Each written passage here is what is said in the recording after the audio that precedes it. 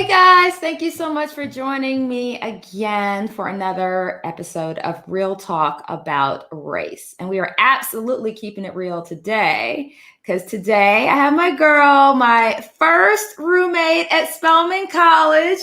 Shout out to Summer Science, summer of '88, I guess. Why are you Yes. making numbers though? Like you don't have to throw the numbers out. I know. You don't have to do I'm the proud math. of mine. I'm proud of it. So, Yeah. Karen Cisse, there's so much to talk to Karen about. We may have to have her back because the topic that I selected was to ask or not to ask your Black friend at work or your Black colleague about race. Because I think that this is one of these issues that allies are struggling with quite a lot. I've had a few people talk to me about it, but I'm sure there's so many more who aren't talking to me about it, but are kind of struggling behind the scenes. And so I wanted to have that fulsome conversation with Karen, because I think that our lives are different as it relates to white friends and white people. So we have different perspectives. But Karen's also an actress. So go ahead, Karen, name drop. Go ahead and name drop. What have you been on? Well, Greenleaf and Black Lightning. I've been on Walking Dead for 5 seasons. I'm still alive. Last time we saw me, I was still alive. Season 10 going into our She's final Birdie. season. Yes, Birdie of the Hilltop. Been there since season 6. But most people probably know me as Mrs. Sinclair on Stranger Things. I'm Lucas and Erica's mom. So that's probably my most notable role. Yes. So hopefully we're gonna get to that conversation a little bit later in terms of how does racism show up in the media, because certainly it can have a significant impact. So I want to just go ahead and launch right in. So let me back up a little bit. I wrote a couple articles for Forbes shortly after George Floyd and Amy Cooper. The first one was Dear White People, 10 actions you can take to promote racial justice in your workplace. And in that article, one of the comments was about, hey, reach out to your Black friends, reach out to Black people. They're really hurting right now. They're struggling. So, reach out. Another suggestion was get to know more people of color. Don't kind of stay in your own bubble. Just really get outside your comfort zone and just get to know, more people of color.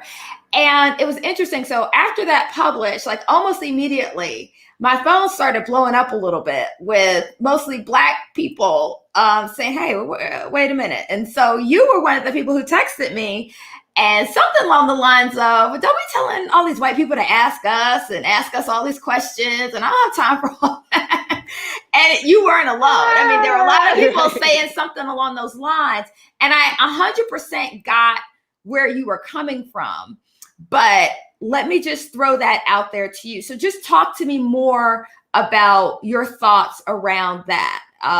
Your white friends and interacting with them and how you feel about them approaching you to have some of these conversations. Like what recommendation would you give to allies who are trying to learn more? First and foremost, thank you for inviting me for this conversation. I appreciate it. And I am someone who's overly vocal. Like you're usually not going to find as many Black people like me that's just like, okay, I'll tell you, because I'm not in corporate America, so I don't have to worry about, how people are taking this or whatever. The thing that I had not an issue with advising people to go talk to Black people is because my experience has been that number one, white people don't know what qualifies as a friend, and someone that you can have a conversation like this openly, without judgment, of someone taking things a certain way or taking things the wrong way. And that is first and foremost, is that you need to identify, is this person your friend or do you just talk about the weather at work? Because if this is someone that you just talk about the weather at work, no, you probably don't need to go and approach that person to ask them about a deep conversation. Another thing that I find when white people come to me to talk to, but because I jokingly say that I have more friends than white people, right? I have more white friends than white people, most white people that I know. And I am so many white people's only Black friend. So whenever there's an Ahmaud Arbery or Paula Deen back in the day or whatever, there's always someone coming to me who wants to ask me something, and it's usually framed exactly the same way. And let me just pause you. And so that really jumped out at me when Karen and I were talking before. She was like, "I'm all my white friends like only well, black." not all of them. Yeah, to an extent, but yeah, only black friend. And I'm on the other end of the spectrum. Like literally for the past 20 years, if I look at my personal friends, I only consider one person, one white person, my personal friend. Now I have colleagues, granted also I've been out of the traditional workplace for almost 2 decades. I mean, I've had my own company for almost 20 years. So I don't go, I don't have a regular, I work at home. So that's a lot of it. But I 1,000% agree with you in terms of part of the barrier, part of the issue is defining what we mean by friend. And that's why another article that I wrote was 5 uncomfortable truths your black colleagues want you to know. And it's that just because we sit in the cubicle next to you, or just because we've been working on a team together for 2 or 3 years, or we might eat lunch together or hang out in the break room, that's not really what I'm considering a friend. It could be, we're not saying it never is, it could be, but unfortunately, too often what I think happens, and I'll, let you speak for you, what I think happens is because there's that proximity and there's that day-to-day banter and we have that point of connection and, so we take trips together sometimes because of work and just other things, work is bringing us together. It creates this fallacy. It creates this image that we're like really tight, like good friends, the same way I'm good friends with people that I've been friends with for 20 years who mostly are black. And because of that, you think that you have a more diverse network than you really have. Right. And so that becomes a problem. Because then you're not making the effort to really develop and cultivate those true, honest friendships. Because you think, oh, I've got all these black friends. But yeah. And Karen, you had some amazing points about that. I found a meme one time that I reposted that said, if your black friends are not talking about white people around you, then they're not your friends. And I equated it to if you have your female friends and y'all are married, right? The two of you are married. Women diss their husbands all the time. Oh my God, men are so junky, they're so sloppy. Or, oh my God, I have to do everything for, or whatever women complain about for men, we can talk about that and joke. But men are not thinking, that doesn't automatically mean that, oh, we hate men. I hate my husband. I don't want to be around them. And there's all this hate. It's just, we're just talking about things that kind of get on our nerves. And I think white people can understand that when we're talking about gender, when we're talking about, oh, New Yorkers are like this, or I'm from Philly, so I get all the, oh, Philly folks are like this. But when we talk about race, there is this thing with white people where the defenses go up. And whenever we try to have the conversation, they're not realizing, one, how little they know, how much they get to be their authentic selves whenever they want to, and how much we have to constantly cover and deal with and quiet to make life easier for us at work. So that's first and foremost, is we're not coming at this conversation from the same place. You need to be in a position of listening and trying to educate. But coming into a course that they don't know anything about, and they're coming to a course and they're trying to explain to the instructor, well, I see it this way. Yeah, but you don't know anything. So you need to And I find that is a big problem. Everybody's entitled to their opinion, their perspective. But I think that what gets missed is, and I think that what honestly white people don't understand so much, is oftentimes black people are going into an environment that either is primarily white, or the leadership and the power structure is primarily white. So as a result, we've learned, I'm 50 years old. I mean, I've learned from the time I was 20, the term they use now is code switching. We didn't have that term then. That you step in to that environment and you adjust yourself. We're always making the adjustment. I'm not expecting the environment to adjust to me. I'm always adjusting to the environment. Some people adjust more than others, but you're making that adjustment. And in making that adjustment, I think that sometimes white people don't realize that when you hear Dana in the workplace, you're not hearing Dana at 100% honesty and transparency. You might be you're hearing Dana filtered, okay? Because Dana almost always feels that there's some level of filtering that needs to be done. And so unfortunately what happens is, let's say we bring up a controversial topic. It doesn't even have to be race. It's almost like you're talking to your boss. And you ask me my opinion. 9 times out of 10, what you're going to get is a filtered opinion. You're going to get the opinion that I think that you can handle, or the opinion you can handle, or the opinion that is going to position me to be successful in this environment. And so to not be retaliated against. Yeah, to not be retaliated. And that's not a real friend. That's not a real friend. A real friend is the person that you call when you something crazy popped off at work, and you go run to your car and you put. I'm thinking back when I was in my 20s or 30s, and I pull out my car phone. I'd be like, "Girl, guess what happened?" You said and then okay. I'm Dana at 100%. Right. So I think you really, really are hitting the nail on the head, that part of the underlying issue is that what you may view as a real friendship isn't necessarily what I'm viewing as a real friendship. And so as a result, we're not having that authentic level of communication. But I think the point that you made is so important. I just want to say it one more time. It's not about not liking the person. It's not about not liking white people or anything like that. It's just about your comfort level, and you're willing to be vulnerable. How vulnerable are you willing to be with this person? Can it happen between white people and Black people? Absolutely. For me, it has been very, very rare. I have one white friend, I'm being honest. Heather is my one white friend. Hey, Heather, from business school. And then I also want to bring on the show my former boss, who's a white guy, and we became really good friends. But we just developed that. I do want to get into a little bit more about when we're talking about the code switching situation. Mm-hmm. And this, I think, is one of the biggest challenges in crossing the divide with white people wanting to know. There is a thing where white culture has been set as the default, and everything else is a derivative of white culture.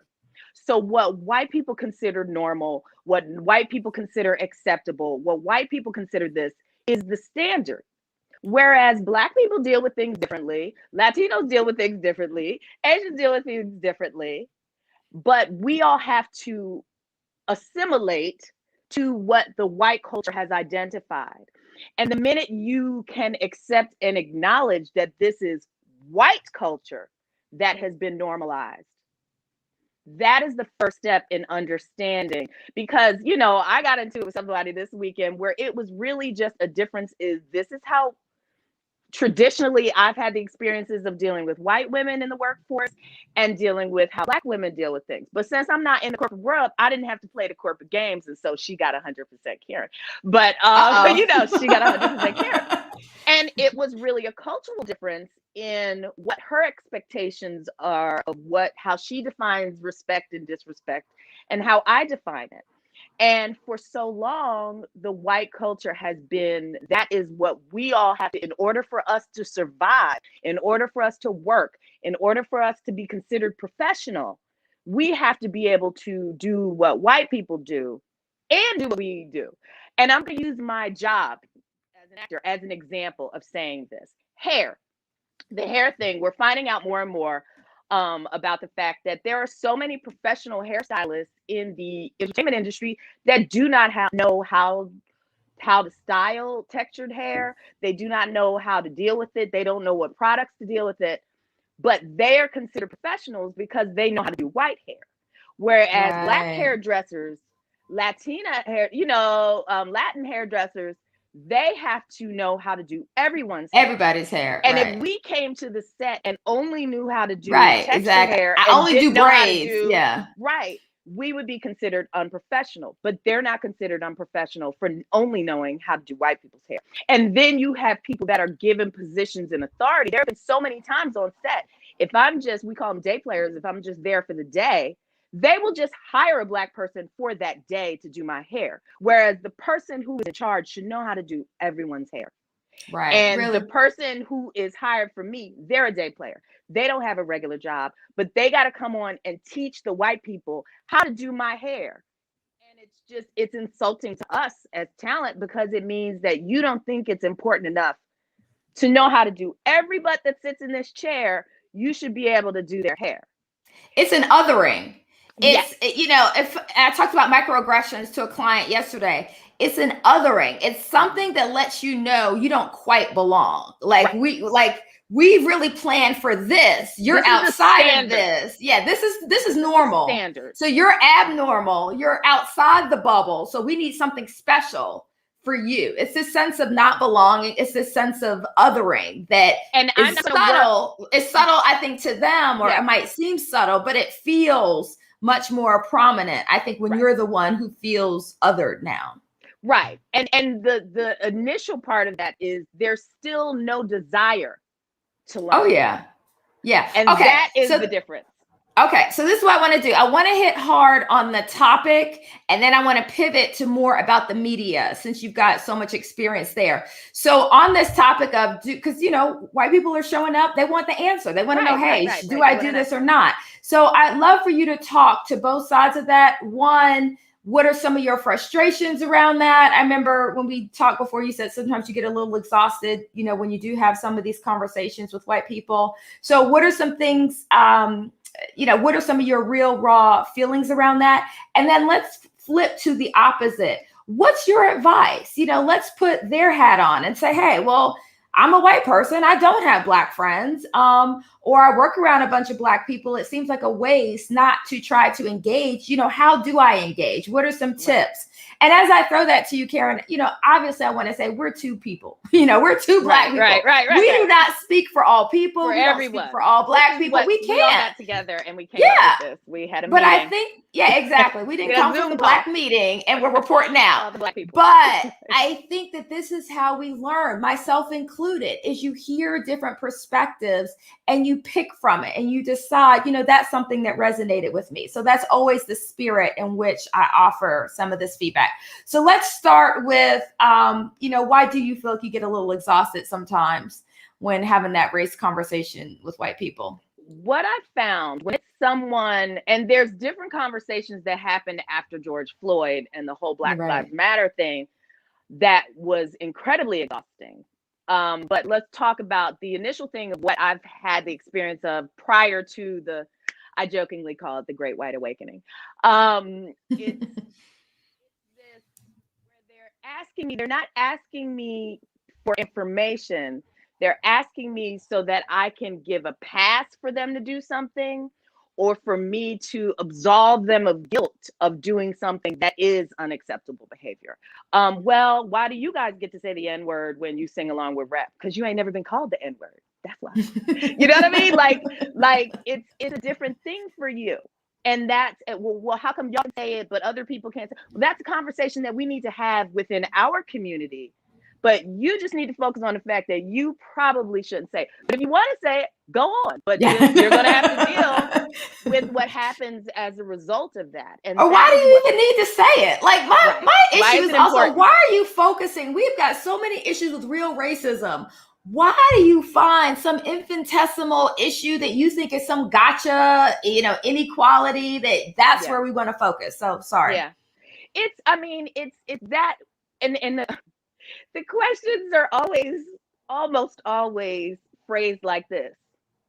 Well, don't you think that? And whenever I hear that, don't you think that? I know what's happening next. And the issue is that this is your first time having this conversation, where I've had this conversation for 20 years and I know where it's going. If I'm talking to a 5-year-old, and I've dealt with 5-year-olds, and I'm not calling white people 5-year-olds, but I'm just saying, I know the conversation of where things go. If I'm talking to a teenager, if I'm talking to my mom and people of her generation, I know there's a difference in how they perceive something. So from experience, I know where this conversation is going. And what's problematic? Where is it going? Tell them. So, it's where you want to pass. You want me to say, okay, right. It's okay for you to say that. Absolution is more focused on that. We had a big thing where there was a woman that was again, we were colleagues. and we knew each other for years through acting. And I am comfortable with talking with people who aren't necessarily Sure. friends, but I kick it real. I kick it 100%. Well, I'll kick it Right. 75%, depending on who this person Exactly. is. Exactly. Um, and it was the whole thing. They were like talking about like Meghan and Harry. That's hilarious now. But back in the day when Meghan first, when she was pregnant, and someone said something about how they love how mixed race babies look. And I made a comment. I was just like, might not want to say that like that or whatever. Because a lot of times, we take it as white people just want the whitest version of everything to be acceptable. They want it in their terms. And of course, it's difficult when you have these conversations via social media and you're losing subtext. Yeah, I think that's a Someone great saying point. something as, well, I don't know if you should say that, whereas they're hearing, you shouldn't say that. That's the wrong thing. And for us, it's just like, you might not want to say you think mixed babies are cute. That's a great point in general. That's a great point in general. In fact, I wrote an article a long time ago about if it's complicated, sensitive, or urgent, email's not a good vehicle. And I think there's a good parallel here. Yeah, when you're trying to engage in these sensitive, complicated, nuanced conversations, doing it over email or social media is just a recipe for disaster and misunderstanding. And then that comes back to, are these people your friends? Because if they're your friends, you should have their phone number and you should be able to call them and talk to them and not hit them up on Instagram or Facebook. Because then the other thing, when we talk about post George Floyd, summertime, then I'm getting all the white guilt and pity. And I hate the pity. Because my life is fine. I'm doing fine. Right. I got to deal with drama and I got to deal with the pity. Oh my God. Because I'm raising a black son. I have a black teenage boy. You know what I mean? And the pity of, oh, I couldn't imagine having these conversations. Oh my God, your life is so hard. And it's so, no, my life is fine. It's just when I got to deal with annoying people that it gets on my nerves. But recently, we just wrapped production also, but I've been working on a project with 3 white women and another black woman where we wrote something about gentrification in Atlanta. And it was just, we were having a conversation. There's one of the characters that's a jogger and she's jogging through the neighborhood. And they were talking about her ponytail. And all of the white women knew that they had been taught to watch out for your ponytail because that's how people grab you. I'd never heard that before. Me and the other black woman, we had never heard that before. And they were like, no, they tell you, you got to watch out. I was just like, and that's the same conversation. The same conversation that women have with their daughters about don't put your drink down because someone could drug it.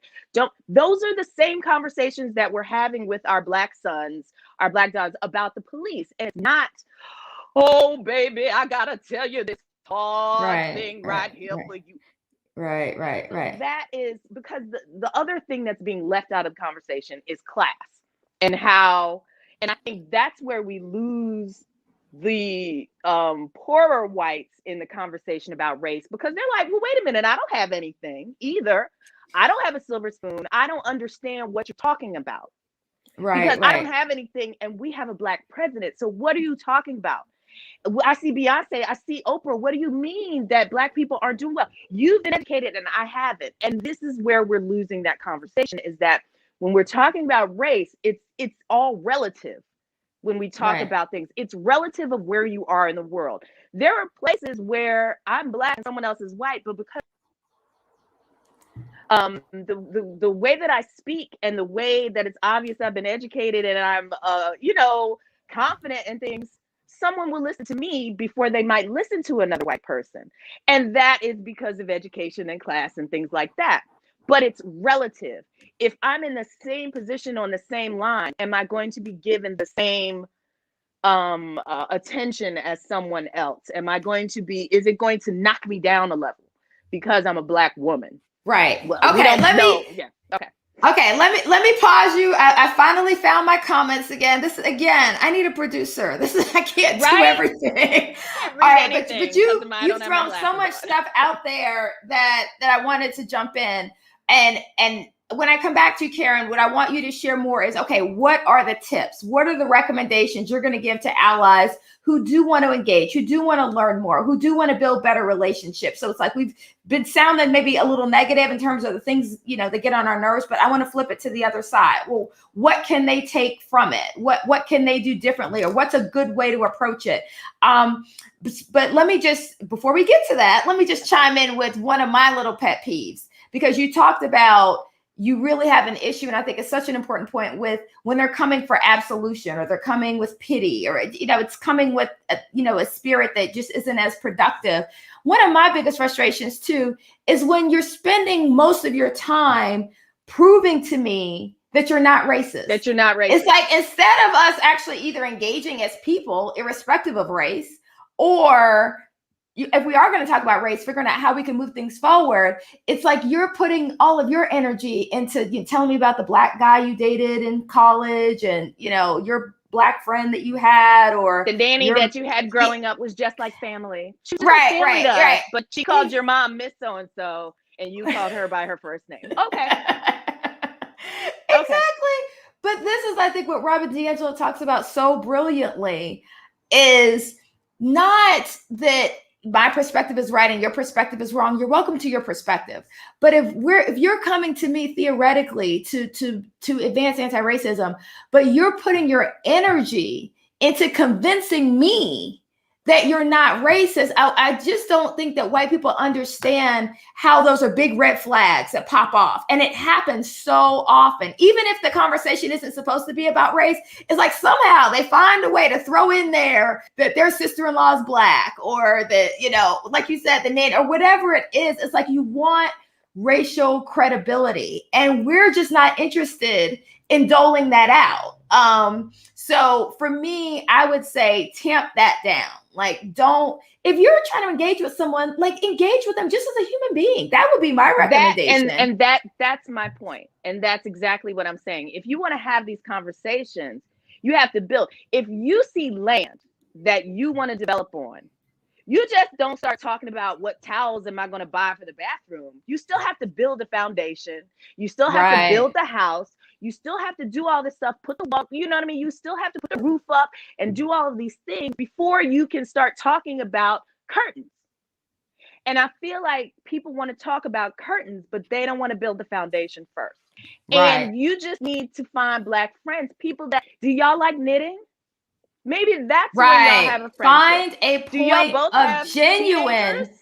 Commonality. This is the advice I gave to Vanessa. For those of y'all who tuned in, she's a white woman in Utah who wrote me a letter after the first article I wrote. And so she and I have been cultivating a friendship. She basically said she's hadn't been touched by a Black person until she was 35. And it was a guy putting an armband on her for an event. And what I said to her was, I said, just find people where you have a point of commonality. With kids, it's often easy, like you're at soccer games or you're at school event. Then she told me her class was all white. Well, that's the problem. You got to get out of all white environments. I mean, to say that there are people, if she's in Utah, her getting Black friends, like, was she supposed to join the NAACP? Like, I don't know. So what you have to do is expose yourself to Black culture from a Black person's perspective. And we could talk about that later, because that's the media and that's media imagery. But if, there's lots of people who they could want to have Black friends all they want. But if you're living in Iowa, if you're living in places where there's not a lot of Black people, that is challenging. And that is something we're like, well, I want to do something right. I want to be a good person.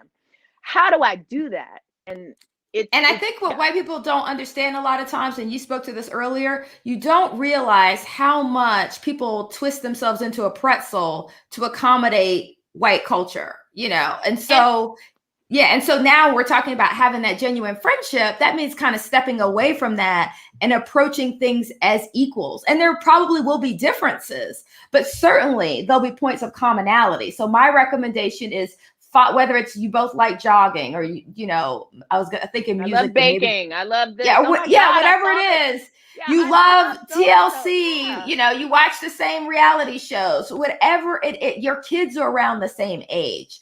Find genuine. That's what's important. Genuine points of commonality, and start to build from there. Another point that I absolutely want to make, because sometimes, like you mentioned the comment about saying biracial babies are cute or whatever it is. I know that sometimes I think that white people have, it's almost like they want a checklist of, okay, this is the stuff that's okay to say. This is the stuff that is in the middle, and this is stuff that I definitely can't say. Right. And unfortunately, it's not that prescriptive for a number of reasons. One, everybody's different. It's almost like if you ask a Black person, do you prefer the term Black or African American? Right. You're going to get lots of, answers. I personally prefer, not so much prefer, but I tend to use the term Black. I think some of that's generational. Yeah, right, but right. I don't care. But people are know different. what you So that can't call doesn't me, mean, though. right, I know. But that doesn't mean there's one answer. So, you have to, customize to the individual. But relationship changes everything. So meaning, goes back to your point about the foundation. If we just have a strong relationship as friends or as human beings, or even respect as colleagues, that changes how I perceive what you say a lot of times. And this happens irrespective of race. Think about it. There are emails that you could get from someone that you have no relationship with, and you would be like, what's wrong with them? They got an attitude. Right. Versus if you got that exact same email from somebody that you have a track record with, you respect, you have a great relationship with them, it lands differently. And I've seen that with a couple of white friends. In fact, I was talking to Heather, and we were talking about this stuff, and then she said something about being blacklisted, and she caught herself, and she was like, ooh, that's a bad term, isn't it? I said, yeah, but it's okay. I said, right. Let's just keep going. Because the thing is, it's not like we're playing gotcha. It's not like I'm trying to find something that isn't quite 100% okay. So my advice would be, if you just build a relationship, even if it's not, personal friendship, but just a relationship where there's respect, it really does change the dynamic in terms of how people will receive something that you say in the event that you do say something that might be potentially offensive. So I really want to make that point. It's not so much about these are the 500 things I can't say. These are the 200 things I can say. And I'm constantly trying to think through that as I'm talking, because that's exhausting. There's a number of ways. I'm writing notes because I tend to forget what I'm saying along the line. But there's two different things. The purpose of anti-racism is so that racism isn't an issue, right? Like if you talk about in the early days before like baseball was integrated, or before things, there were things that people had to do to be anti-racist.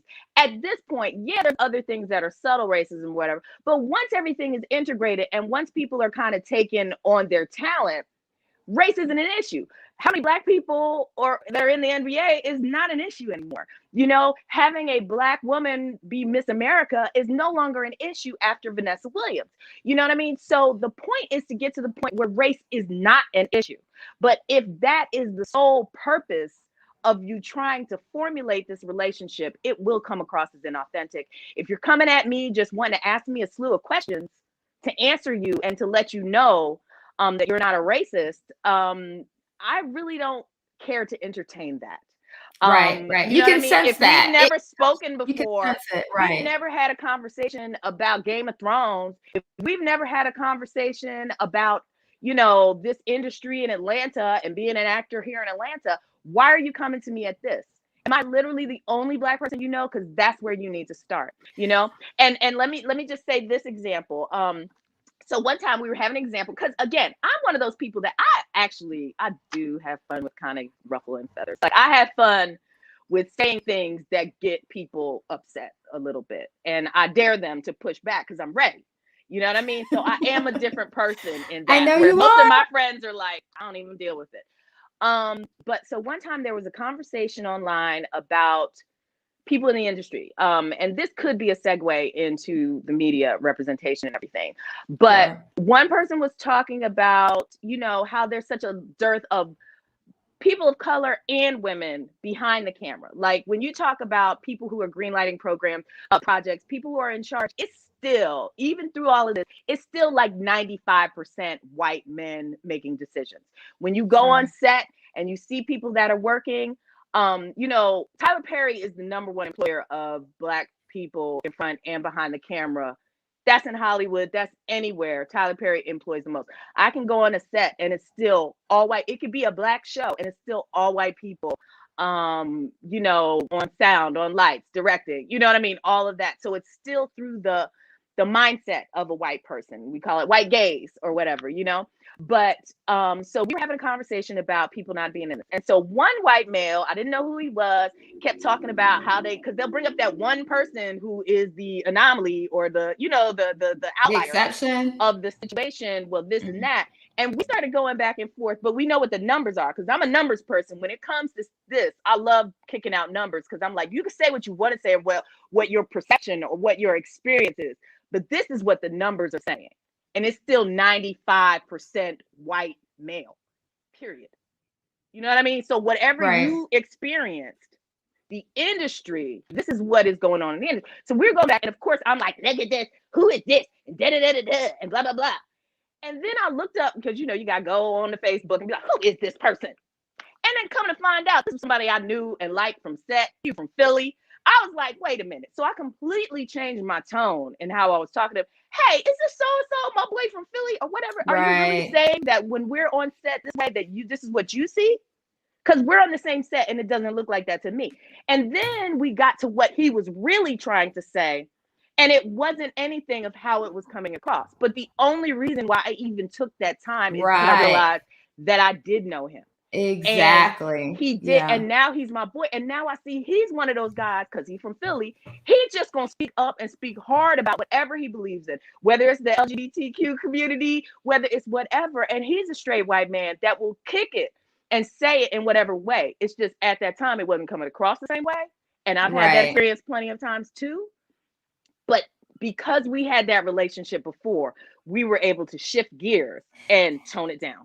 And see, and that's the entire reason why I'm doing this podcast, is I feel like in some ways I have access to both worlds. And I know how, and I think, you know, most Black people feel this way, is that you know how inauthentic the conversations are in the workplace in terms of how Black people really feel. I can't speak for white people. But wait a minute. And I don't know before if theirs are authentic or not. They're having all these diversity trainings, but it's still taught by white people. So it's still through white people's perspective of what diversity is. And I find that white people come at it from a professorial you know, they'll come at these like, well, I studied this, and well, I've been Black for 50 years now. So this is what's really going on. Well, because you brought that up, and I know we need to wind down because we're at 37 minutes. This is such a big issue to me. DEI, diversity and inclusion, is not the same thing as anti-racism. Okay, so I want to put that out there. I want to be sure that is so clear. And that's one of the reasons why we've made so little progress in numerous decades. When I saw George Floyd, all I could think about was Rodney King. It was like 29 years before. And that was almost senior year. Deja vu. Yes. And it was the exact same thing. And the big mistake that so many workplaces are making is they're calling up their DEI person. They're calling their diversity leader. Their DEI person might be the biggest part of the problem. Human resources is happening. Yeah, and so it's not. I say, like, you know, asking your DEI person to do your anti-racism training is like asking your general practitioner to be your marriage counselor. Okay, they're related, but DEI is a broad umbrella of difference, visible and invisible. Anti-racism is very specific. And to make matters worse, what I found is oftentimes the people who are doing the DEI training or the people who have the DEI title have very little anti-racism literacy, very little racial literacy, very little racial stamina. They're the worst person to be in a position of leadership on this issue. I was on a conference call with an organization that I'm affiliated with. There was a white woman on the call who had written a book on diversity back in the 70s or 80s. And we had to explain to her why All Lives Matter was not an appropriate response in the Black Lives Matter conversation. Like literally, she didn't understand why Black Lives Matter even existed, why we were even talking about this. But she considers herself an expert, a DEI expert. So the image to me of anybody looking to her for any sort of anti-racism guidance is scary at best. But let me talk about the reverse too. because as I said, I have a lot of white friends. The people that, and colleagues, I'll put that out there, and colleagues, people that I'm very friendly with and open, and because I have no filters, I'll have all types of conversations with. And because actors and the nature of what we do, we're personable people, so we kind of make connections with people more quickly and more easily than other people. Sure. But by the same token, I have plenty of white friends that have been down since day one, and they have known what's up. One of my best friends since we were 19, she's from Birmingham, Alabama. Her whole family's conservative or whatever, and she's always known what's up. There's still things like that I've had to explain to her about, like the feminist movement, how Black women don't necessarily identify with the feminist movement. Because I'm like, because while y'all were out being feminists, you still needed us to clean your houses and take care of your children and wash your clothes. You know what I mean? So that feminist movement was never inclusive of us. But I have to explain. And then it's like, but for her, it's not like, but I'm a feminist. It was, oh. And that's why we're friends. I have things that I come to because I was raised a certain kind of way. I'm a classist. You know, now being an artist, I've had to deal with not having finances. But I'm still DNA, I'm coded as a classist. You're still bougie. I'm still bougie in the real world because the word bougie has been co-opted. But I have to check myself when I see me resorting to old world Karen reactions to someone, you know, not conjugating their verbs properly, or talking about something, or I don't eat sushi or whatever. Like, I have to watch myself be like, ugh. You know what I mean? So there's things that you have to be able to check yourself. And in order to check yourself, you have to be aware of what you're checking. And even though you may be like, well, I didn't know, I couldn't, like, I keep getting these, I didn't know, how was I supposed to know? Like, well, there's plenty of white people that did know. And there's plenty of white people who have been down. So maybe you need to look for those white people and the white people, because that's what I put it out to. I have friends on Facebook that if somebody's saying something, I got one of my white girls should be up on there with facts and posting links and all that. That's what we need. We need you. That's what I want you to close on. That's what I want you to close on. We're going to have to wrap, but that's what I want you to close on, because I think you shared an example or two for me of what real allyship looks like. You know, the people, the white people that you know who really do get it, who they're not having these issues. Tell us what that looks like. That looks like people who, number one, listen and understand that there's something that maybe they're not getting. Okay.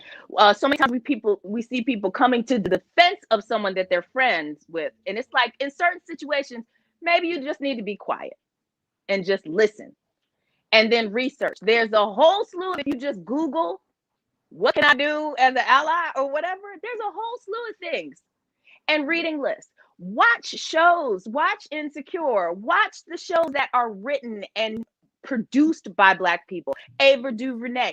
Watch these things so you can get how Black culture feels about things through our eyes and through our lenses, and establish friendships with people, real friendships that are based in real connections and not you just wanting to leech information from somewhere and then pick and choose what you want to follow. So my friends that I have been friends with for a long time support me.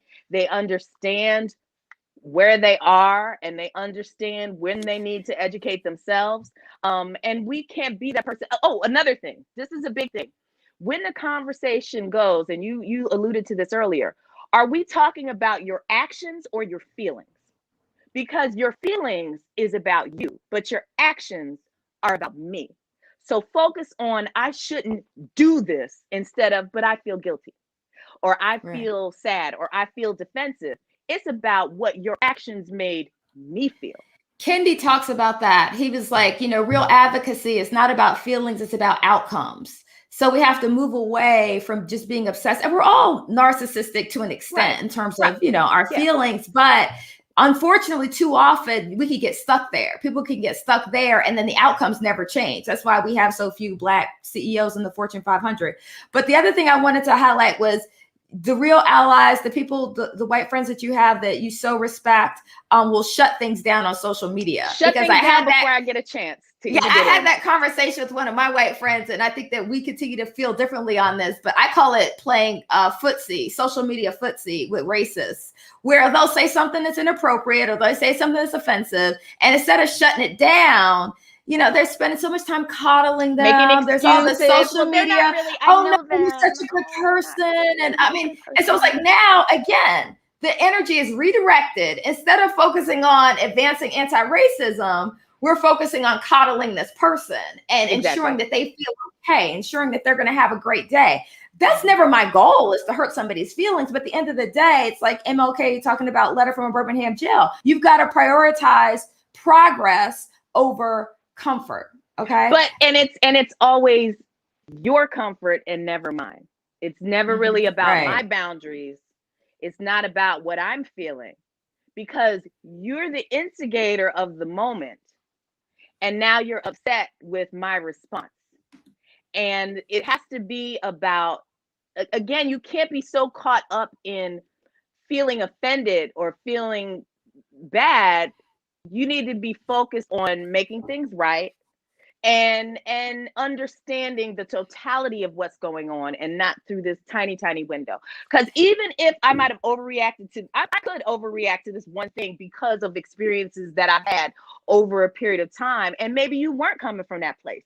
But you have to understand that because I'm 50 years old, that I have had a substantial amount of experiences that you haven't, and you need to allow that. And I'm giving you that room to talk to me. So all you have to do is just stay there and not run away with your tail between your legs, upset. If you want to be an anti-racist, know that it's work, and it's gonna be uncomfortable places.